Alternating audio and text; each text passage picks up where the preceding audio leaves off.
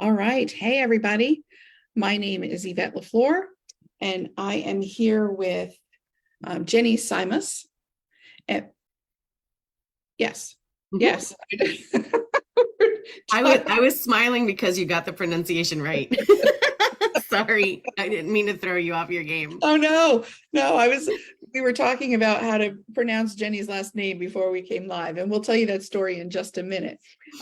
So Jenny and I met, oh gosh, a month and a half ago or so, probably, I don't even know, 2 months ago, Oh my when God. she was looking to network and we got connected. Is how the universe works, which is just wonderful. So we thank Facebook land for that. And Jenny's business is called the Intimacy Ally. And I am Yvette with Healing with Yvette. And we are here today to talk about sex, intimacy, and the sacral chakra and how they are all intertwined. And we have stories to tell because we have stories to tell. And we have some information that we're going to share as well. And we're going to talk about Jenny's journey and how she became to the Intimacy Ally. And there's some real interesting things that you're going to hear today. So Jenny, thank you so much for joining us here today. I'm really excited to share all the information that you have. Well, not all the information you have, not only because we only have 30 minutes, right? So, but we'll give people an opportunity to find out how to follow you and find out more about you and all of the different services that you offer besides what we're going to talk about today.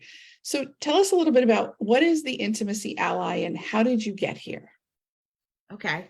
Um, so at the beginning of the pandemic, like a week before lockdown, my marriage went in the toilet. Oh, So that was fun. Um,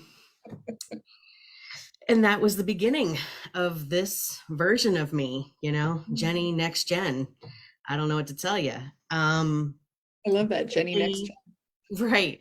Basically, I went from being a stay-at-home military wife for 11 years to, oh my goodness, I'm getting separated in the middle of a global pandemic, and what am I gonna do? For like money and career and satisfaction in life and figuring out why I stayed so long and all of these wonderful questions. Um, so I ended up working in the school system for a little bit. It didn't fit. I ended up getting in with a counselor, and I am still with that counselor and starting to rebuild my self esteem and my self worth and remove all of that judgment and shame and guilt that happened like in those following 2 years. Because there was so much questioning whether or not I should have stayed, or so much judging myself for not have being different, or what would have satisfied my ex-husband or would have made my family be able to stay together. I took that all on. And in trying to address those feelings, I started to explore life coaching, in addition to counseling. And life coaching and health coaching really opened my mind to the power of coaching. Hmm. And I also ended up getting a distance Reiki session with a Oh, friend, yeah, who is local, but she did distance Reiki, and I didn't feel like driving 45 minutes to get to her. So I was like, yeah, let's try it this way. And that Reiki session is really what kind of flipped a switch for me, mhm. um, and made me very aware that I didn't need to wear the suit of armor that I had built around myself anymore.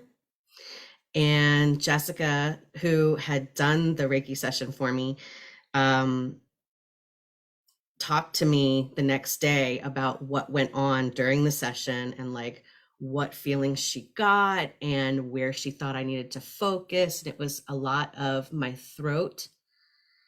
And I'm sure you can talk to me more about what that means.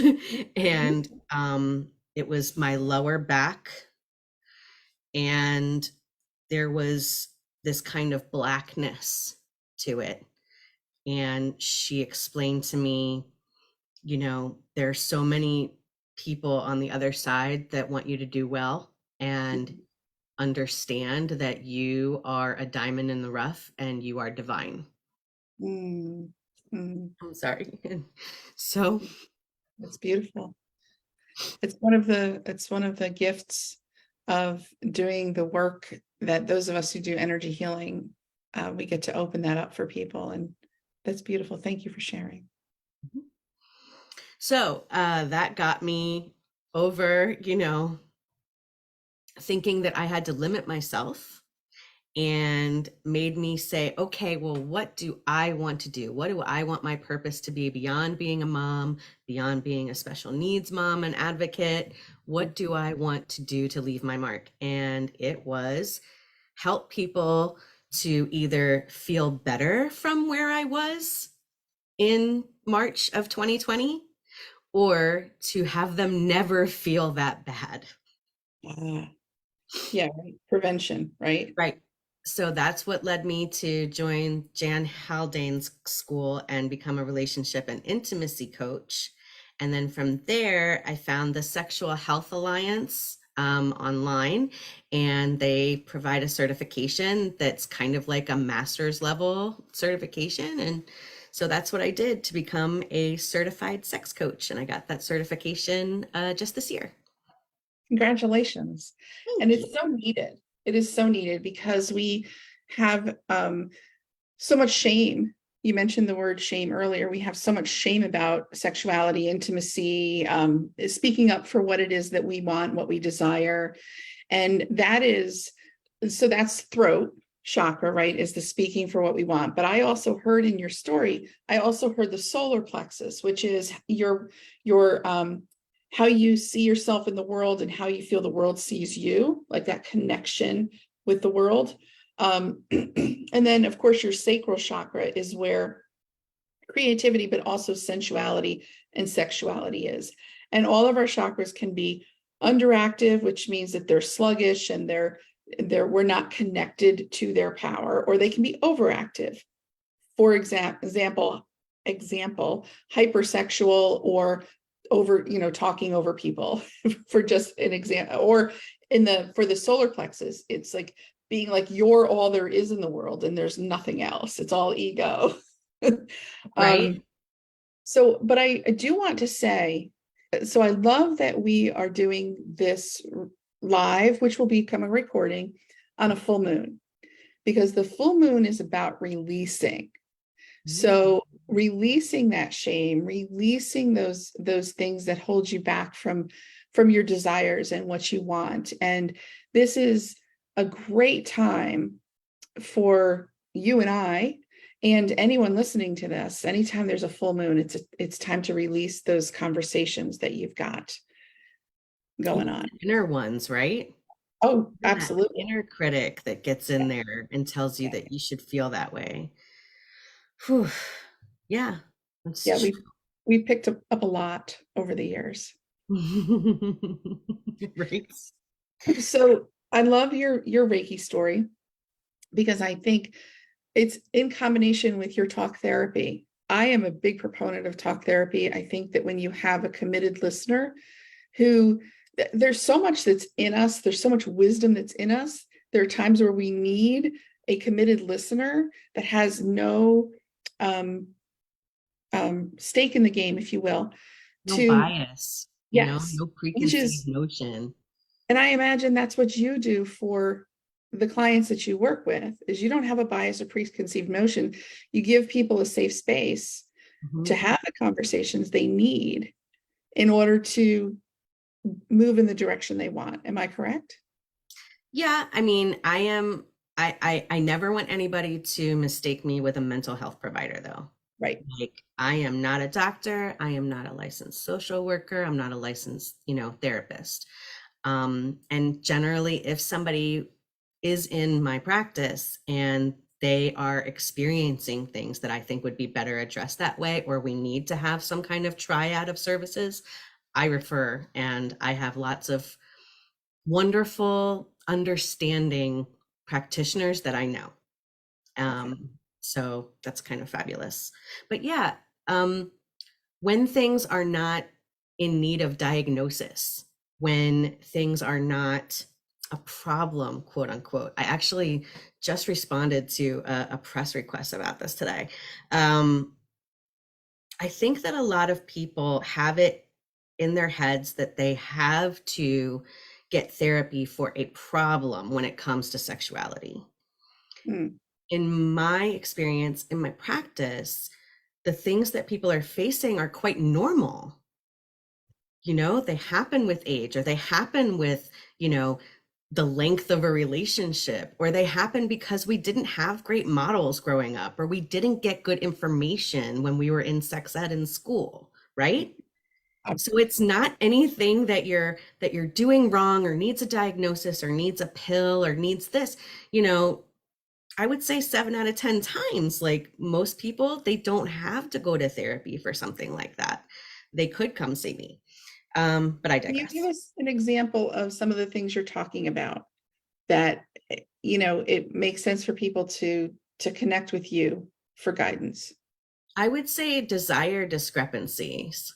Like if one of you has a higher desire than the other partner, I think that that can be worked through with breathing exercises, with thought work, and with maybe getting some creative ideas or having like a light shown on your already creative ideas on how Mhm. to increase your pleasure and your intimacy.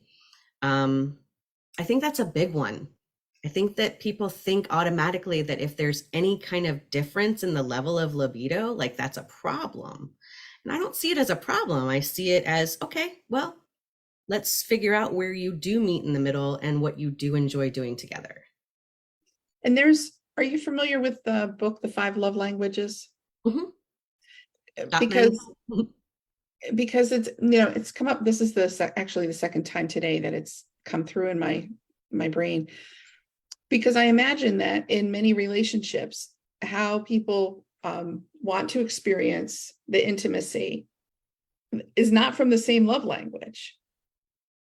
And Right. so it's about understanding your partner's language Mhm. so that you can have that level of intimacy that you both desire. Right. One day I hope I can write something that's like kind of like cohesive, that is like your sensuality language or your sexuality language, or, Great. something like that. I'm sure it's been done. I just haven't found it. But you Doesn't know what matter I'm whether saying? someone's done it, you can do it too. Right. But you know what I'm saying? Like that Gottman, it speaks to a lot of people and they are able to identify with it.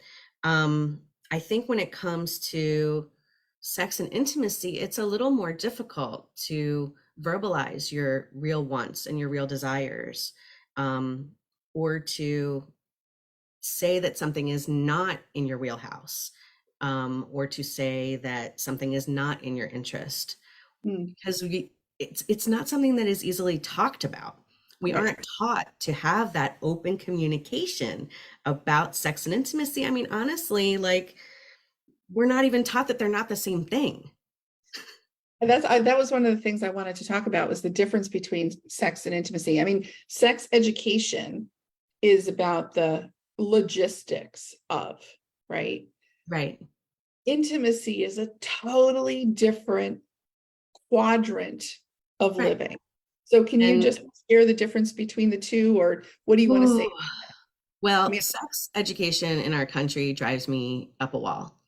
Um, I believe last time I checked, there's only 18 states that mandate that there is any kind of sex education in mm, schools, mm. and none of them are required to be medically correct. Oh, okay. The pleasure, the benefits of, you know, having sex are completely left out because it is fear-based. Mm. It's all fear-based teaching. Don't get pregnant as a teenager. Don't get an STI. The end. And we're going to make every STI as scary as possible. Um, that's it. That's what sex ed is for. Oh, and if you have a baby, here's what's going to happen. We don't talk about the pleasure. We don't talk about how we need to relate to each other in order to have the most satisfying sexual experiences possible. And And even a lot of our kids come up learning from things they can find on the internet. yeah, oh yeah, oh. Mhm. I mean, even back in the day, I learned a lot on the bus, right? The bus was a hotbed of conversation. Right? Um, but even for, there are folks who don't believe that sex education should be taught in school, which I can get that mindset. But there is no place where it's taught, right? Other than there or at home that I'm aware of. Right? I mean, I was fortunate enough, if you will, to be a child of a teenage mom who, at a very young age, we were taught about sex, but we were also taught do not get pregnant, right? Mhm. That was because my mother knew what it was like to be a teenage mother. Mhm. So there was a very heavy hand around that, but it was done through education. But I have lots of friends who were never taught any of that information in their home because adults are oftentimes embarrassed to have that conversation with their children. Right. So fast forward to adults, right, who were taught at a young age. We bring in these messages that it shouldn't be talked about. We store those in our body, in our sacral chakra where sexuality is. There's often a lot of shame for lots of different reasons. It could be that there was sexual abuse, assault. You watch the images on social media and TV where you're not how sexy, how it's depicted, or you watch movies about intimacy and what it's supposed to be, but intimacy is not shown in movies. It's sexuality is, or sexual intercourse, whatever. I don't want to marry the two. I don't know where I was going. I feel like I just stepped onto a soapbox. I'm sorry, Jenny, and you're the No, no, expert in. no. You were talking about sex ed is not, it's only taught Yeah. in the school, but you got lucky that you had Yes. a model who was talking about it, but also like, don't do it. Yeah. Mhm. Yeah. And so there's this, like, going back to what you're saying, the education, no matter where it takes place, is not happening. Right. And it's faulty and it's very, very one-sided. And then you're getting it from people who have agendas. You are getting it from people who have bias. You are not getting it from people who will share the benefits with you. And that's unfortunate. And I have to point out that, a woman's body, it's not as intuitive. I'm sorry, but if we were going to try and please ourselves or try and figure out what we like, that is not as intuitive as it is for a male body. It's just not. And Hmm. so if you're never allowed to have that exploration, if you're taught like that's shameful, you should feel guilty about that, we don't do that, girls don't do that, then when you get to be older, like you said, fast forward to the adults, how are you supposed to know what you like? How are you supposed to be able to demand what you deserve? How are you supposed to be able to find satisfaction in these relationships? So let me ask you this. Is it that the body isn't intuitive or that shame takes the first seat? I think both. Okay. I think both because there are ways that you can explore as a woman, obviously. But I think that if you were to try, you wouldn't have the opportunity the same way that your same age, school age boys would. Does that make sense? Hmm. I know we're trying to be you know, A little PG. PG. A little PG. So But so all I'm going to say is where I come in is that many women did not get to have as much experience in that yes. as men did as, budding teenagers. Yes. Yes, Right. because there's a lot of judgment around being loose. Mhm. There's lots of terminology for females who enjoy and explore sexuality and sexual adventures versus males. Right. Totally And different. even to touch yourself, like Yes. that is off. Like, I'll tell you this right now. My parents were swingers. Like, I didn't know that until much later, but my parents were swingers. Found that out by way of my mom having dementia and thinking I was her sister. So telling me things, thinking that I was her sister, not her daughter. Um, I'm sorry to laugh, Still but pretty awesome conversations with mom before she went. So I loved every moment of it. But they were like, no to me yeah, because I was female. My brothers don't go in their rooms. Don't open the bathroom door. Da, da, da. They're doing that thing. They're doing their thing. You see what I'm saying? oh yeah, oh Yeah. yeah, So it's a very different attitude, even in a home with verified kinksters as the parents. You know what I'm saying? So I can't imagine what's happening with people who are strictly vanilla. You know, right. how far are their kids off the mark? Ah, yeah. So that's what I'm hoping to change. And also to address this idea that intimacy equals sex, because That's it doesn't. Intimacy is almost always confused to mean sex, but intimacy means familiarity, closeness, togetherness, connection. That's intimacy. Sex is an act, you know? mm, mm, Um, Euphemistically, it describes it, intimate act, that means a sexual act. mm. So that's where it gets lost in translation, I think. You can show intimacy and share intimacy with zero sex, Yes, right? yes, yes, absolutely, absolutely. And and I think that that's another piece of the communication in a relationship is the language, Mhm. because what one person is has a definition of a particular word that's being discussed, um, it can be totally different for somebody else. I mean, that's all communication, but when you add in sexuality, which is often, or sexual relationships and intimacy, which are often so piled upon by all different other conversations, then you add another round of misunderstanding.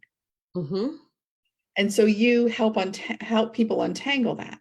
Right, because that communication, that level of communication, that emotional readiness, that commitment to the project, that we're not just going to exist here together, but we're going to connect here together, that's a learned skill.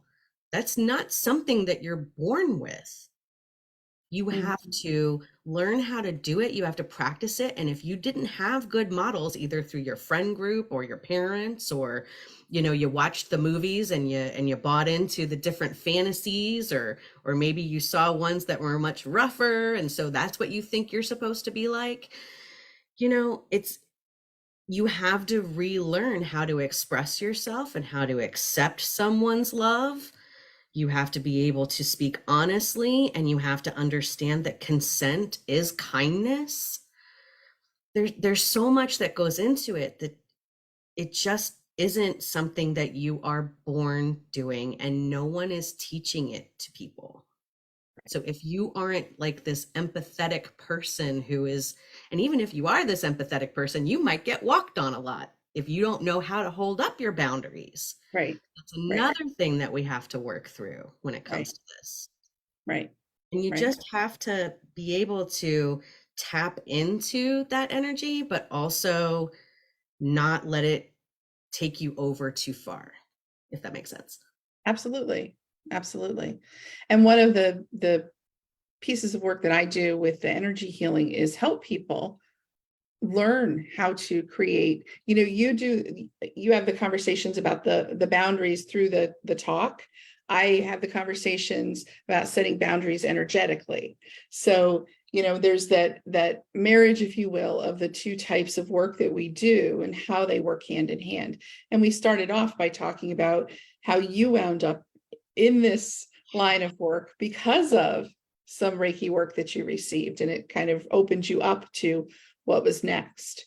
In our, oh my gosh, I just lost, this happens, I think every time I talk to somebody, I lose my train of thought. Oh, I know what it was. Would you be willing to share your story about how you met your now fiance? Because I just love like how it all ties into you blossoming. Okay, sure. Fair enough. So after it was probably like a year after that. Oh yeah, it was about a year after the Reiki. I had gone through some steps, was doing some things, and I decided that I was ready because it had been about 2 years to get online and try some of the dating apps. And I experienced the phenomena that is getting plastered with dick pics that happens when you join an online dating site as a female. Apparently that's a thing. It is. Yeah. So I got kind of frustrated. I was just like, would this be happening? Like, if I met you in a bar, like, what's wrong with everyone today? And it wasn't just like the young guys who hadn't met girls in bars before. It was the ones who were like 40 or 50. And I was like, seriously, you're doing this too? And why? Like, why are you doing this? Like, when you're 25, okay, but what are you doing? So I was about to turn off the app and like just not have an account anymore. And there was this guy who had a picture at the top of a mountain. Like he was like hiking and he was at the top of this mountain, or it looked like a mountain to me. I don't know if it's an actual mountain, honestly. But he looked really like at the top of a mountain. And I thought he was cute, but because I had had such horrible experiences hiking with my ex where he was like, keep up, and what's wrong? Why are you taking so long? I was like, no, I'm not going to date somebody who likes hiking. I'm not going to do it. So I had swiped past him a couple of times, and then he popped up again, and I was like, all right, he's really cute. Like, he was really, really cute. Like, I don't know how many of you guys watch Vikings, but Bjorn Ironside, like when he becomes like older and has like a beard and the long, oh yeah, yes, all day long, Bjorn Ironside on Vikings. So I messaged him and he messaged me back, and we ended up like texting a whole bunch while I was in Costco one day and he was at work. And I found out he was a mechanic and that he didn't live that far away and that he really liked country music and, all these little tidbits. So I ended up inviting him over after I had done case search on him. Any of you ladies who are about to go on dating apps, make sure you use case search. What is case search? You can do a background check, or not a background check, but you can see if they have any active cases open on them. I recommend this to anyone. How do you spell that? Like this Case, is like CASE, search.com. okay. I don't know if this is just a Maryland thing or what, but I've used it. So I highly recommend that to any client that I work with who's doing online dating. Anywho, he checked out there. And so I invited him over, and I have kids. It's hard for me to get out. It was still the pandemic, kind of. So I think we're still in the pandemic, kind of, whatever. I invited him over after my kids had gone to sleep. We ended up hanging out. He ended up staying. And at like 3 a.m., my daughter comes banging on the door like, Charlie threw up. So my son had thrown up in the middle of the night. And I had this guy here that they had never seen, and I was like, oh, okay. I, I was like, don't go anywhere unless you put a shirt on. He was like, go do you, go do you, mama. And I was like, okay, and went and did that. And I was positive that in the morning he would come down because we were all down in the living room after that. I was like throwing sheets in, and I was like, all right, everybody just crash out on the couches. It's fine. I was positive that he was just going to like run out my front door as soon as he got up, because this guy is also 25 and I was 41 at the time and had two kids, one of whom has severe special needs. And I am overweight and don't have a lot of money and blah, blah, blah, blah, blah, and all of those things that go through your head, right? So he came down and sat down on the couch because I was watching Vikings. And he was like, I'll watch a couple episodes of Vikings, which I had gotten him into after I had told him who he looked like. So he was like, is there any coffee? Like, I'll hang out. And I was like, all right, crazy guy. So got him some coffee, and he hung out for 2 hours. And I was like, I was positive you were going to just run right out the door. He was like, you do realize that you told me you have kids, right? Like, I knew that going in, and you being a good mom is part of what makes you hot. And I was like, You know. oh, okay, cool.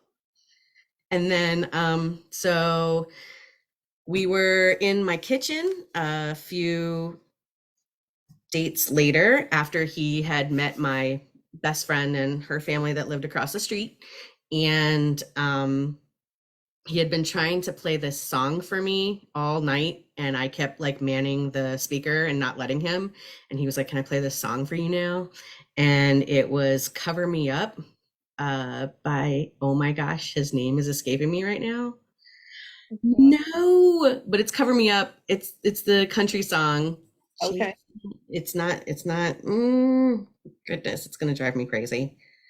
Um anyway, it's it goes, cover me up, know you're enough to use me for good. And we started dancing in the kitchen, and he started singing part of it, and uh yeah, I know. And he's so tall and I'm so short, so I'm like dancing with him, and oh my god. And I have to look it up. No, that's not it. That's okay. I think if people just look cover me up Jason country song. Isbell. So There we go. who is it? Jason Isbell. Jason Isbell. Isbell. Um, so I looked up at him and I said, Zachary, you want me to use you for good? And he said, I do. And I was like, well, that's it. That is just it. And I didn't say it for a while, like maybe a month or two after that, but I knew right then, like he was it.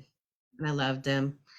And we moved in together a couple months after that. He proposed to me on a hike of all things that I allowed to happen at Great Falls, where on the Billy Goat Trail. And I am 4'10", and like seriously, I'm like scaling the rocks on that Billy Goat Trail, and he's just like hopping around. And we got to a point in the hike, like I wanted to kill him. Like I was like, I cannot believe you've done this to me, because when we drove there, he was like, oh, it's all like flat. You're gonna do fine. You'll be fine. And I am like legit like this on certain parts, and like sliding down on my butt, and oh my God. And so we sit down for some water, and he was like, do you actively want to murder me right now? And I said, no, not right now. And he was like, cool, and whipped out the ring and Oh, proposed. congratulations. Such a stinker. So yeah, I was not open, and I was not ready for that, to receive this man, this amazing man. I wasn't, until after I'd had that Reiki, and I had that counseling, and I had that time to realize that I am worthy and I am divine. Yes. Hmm. I would say yes, queen. Hmm. Hmm. Yeah, and I'm actually going to tell people I have a blog on my website about how I manifested my husband. And I'll let you go read that for those of you who are interested. But I will say it's our second date was a hike, if you will. And I remember getting back to his house, and I mean, I was a sweaty mess. And I looked in the mirror and I was like, he is never going to ask you out again. Because he was fit and not out of breath. And here I am.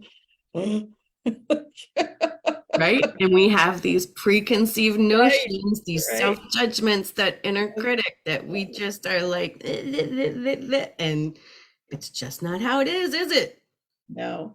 And so I want to wrap it up by saying those inner critics and that judgment, that's what stands in the way of that intimacy and amazing sexual relationships, right?